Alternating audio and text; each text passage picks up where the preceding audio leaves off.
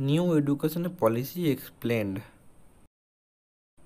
This year, the new education policy has been announced. And there is tremendous amount of change in the comparison to the older educational policies.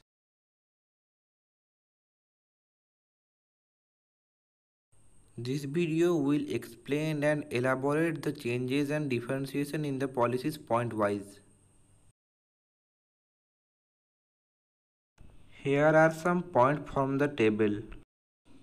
First, change in schooling system and economy. Second, change in examination system. Third, change in higher education and change in primary education.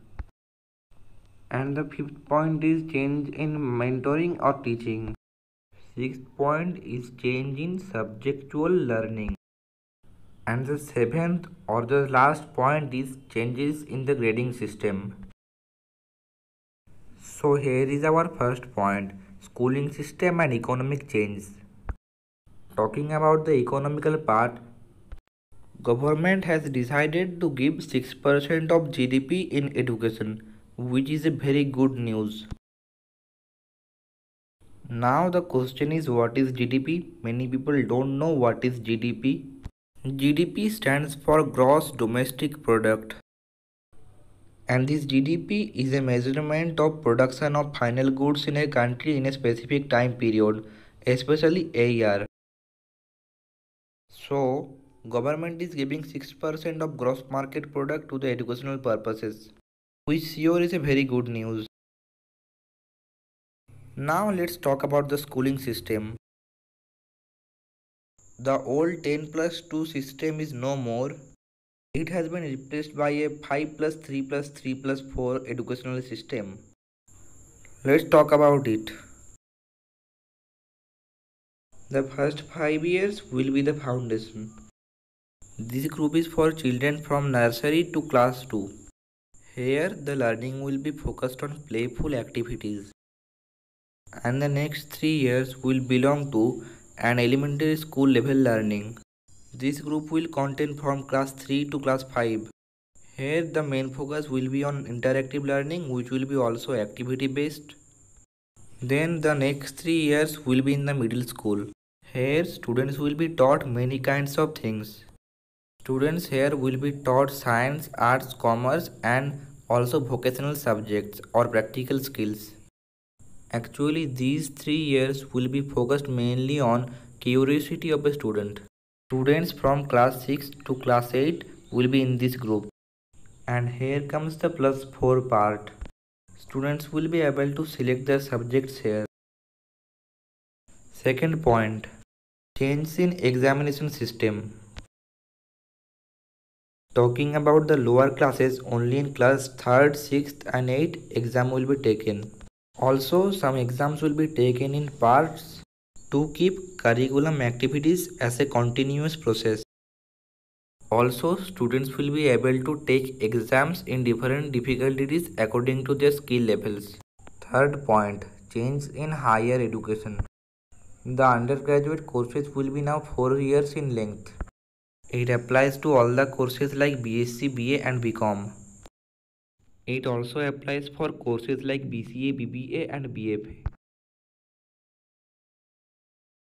Besides, there will be multiple entries and multiple exits. There will be a credit system. So the students who drop out or leave the course will have another chance. Students leaving the course in the second year will be given a diploma certificate. Students who are leaving the course after completing the third year will be given an usual bachelor degree.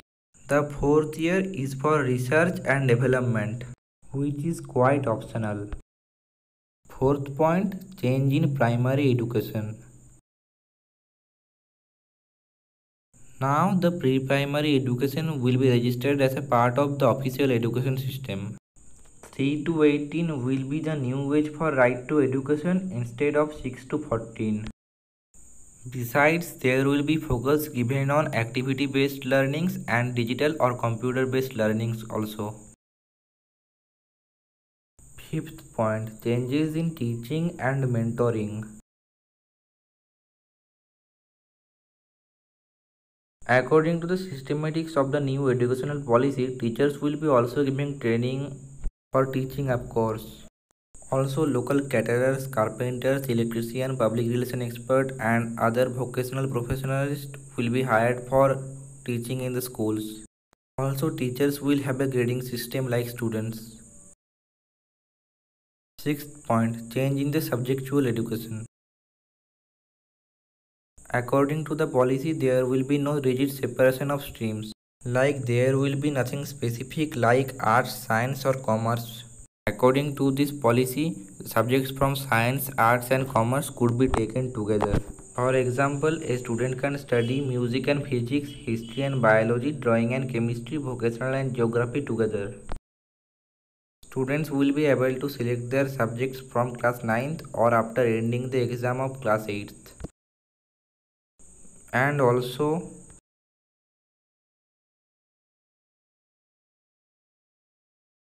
in higher education, a student could take any minor subject besides the major subject. And there will be many options for the minor subject.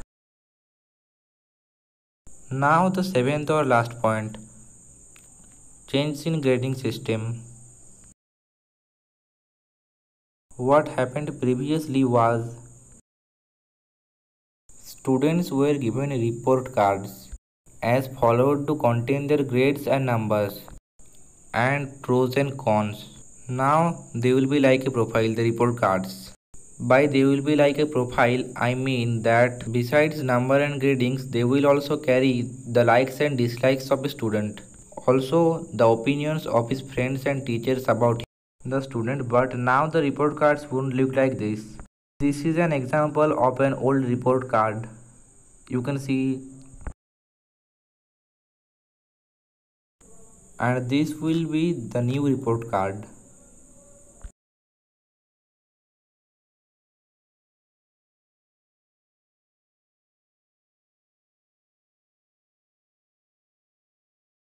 That's it for today. We'll be back with new educational video later. Stay safe, stay connected online.